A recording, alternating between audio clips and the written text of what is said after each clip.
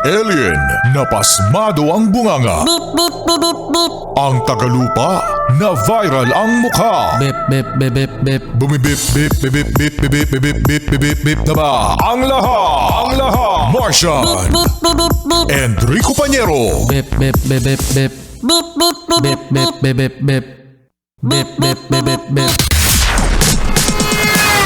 Tik-tilaok!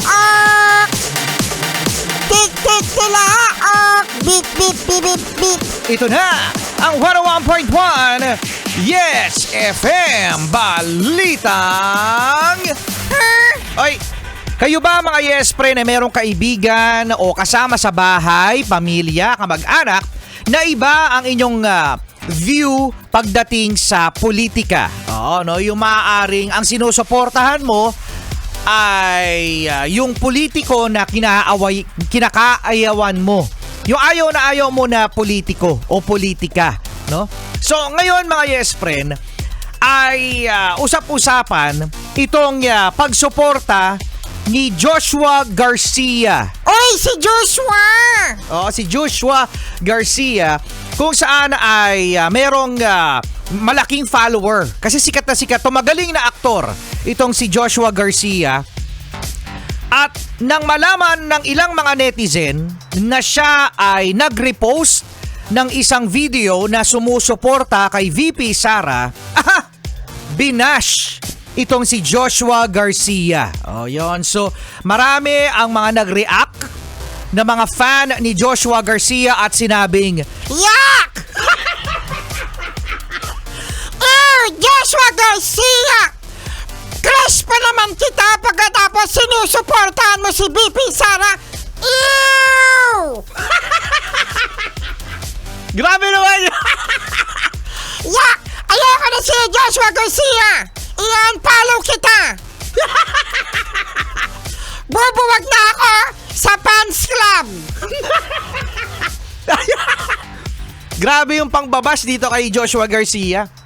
Dahil sa nag-repost siya ng isang video, no, patungkol sa sumusuporta kay VP Sara at naka-follow din pala siya kay VP Sara. So dahil sa pagbabash ng mga hindi katulad ng pananaw sa politika, ang nangyari mga yes friend ay binura ni Joshua Garcia ang kanyang ni-repost at in-unfollow din si VP Sara. So para makaiwas na, no? Para umiwas na sa usapan, matapos na rin, hindi naman siya nagbigay ng statement patungkol sa kanyang stand sa politika. Pero ito yung sinasabi natin na ang mga Pilipino ay divided.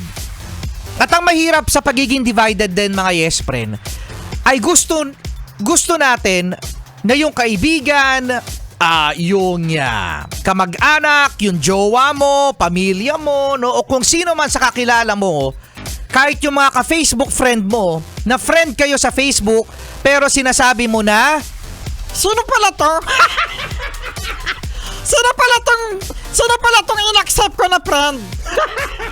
Sino nga pala tong in-accept ko sa friend sa Facebook, no? Ay nag-post ng sa palagay mo ay sobrang nakakairita, no? Dahil sa kanyang view sa politika. At nangyayari talaga yan. Maraming nag-aaway ng mga magkakaibigan, magkakakilala dahil sa kanilang political view. And kanya-kanyang pananaw yan mga yes friend. At isa lang naman ang sagot sa ganyan, yung respetuhan. No? Alam mo, no, respeto, this is a democratic country, mga yes friend, at napakaswerte natin dahil meron tayong freedom of speech. At ang freedom of speech, mga yes friend, magulo to.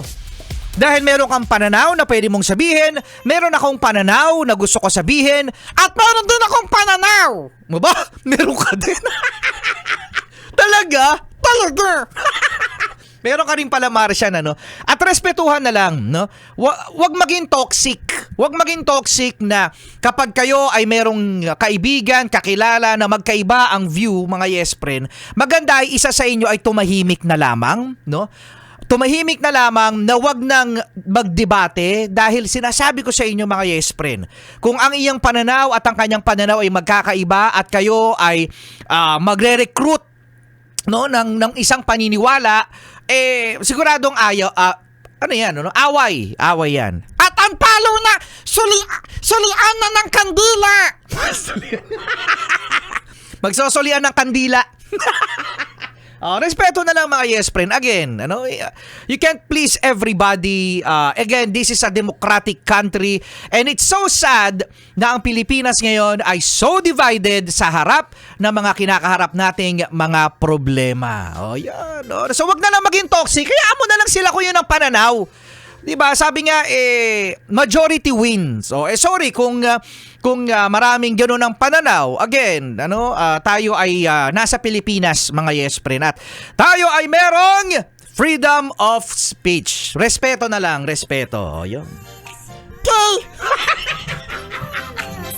Charlie, good morning.